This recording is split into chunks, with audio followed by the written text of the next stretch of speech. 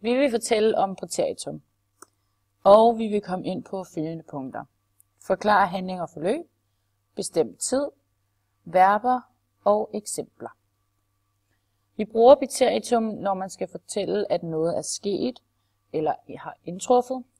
Vi bruger også præteritum ved enkelthandlinger og handlingsforløb, og vi bruger præteritum ved tidsangivelser. Vi bruger præteritum til at udtrykke handlinger, der er blevet afsluttet i datiden i en specifik og bestemt tid. For eksempel ayer, la semana pasada, el mes pasado, en enero, hace 5 días. Her har vi to verber, et uregelmæssigt og et regelmæssigt verbum, beber og haber, der begge er bøjet i præteritum.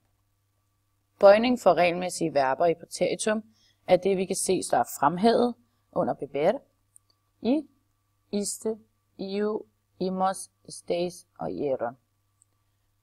Der er ikke en regelmæssig bøjning for uregelmæssige verber, men der er, som vi kan se under haber, vokalskifte, men det er ikke nødvendigvis alle uregelmæssige verber, der har vokalskifte. Det ser vi bare her i haber, hvor A bliver til U.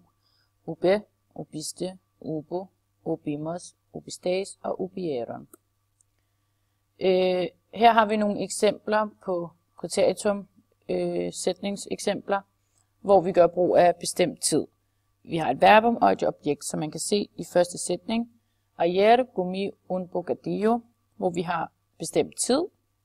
Vi har et verbum, og vi har et objekt.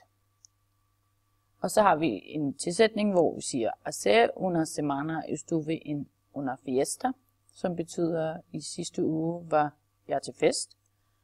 Og hacer un mes Clara y yo fuimos al cine. Sidste måned var mig og Clara i biografen.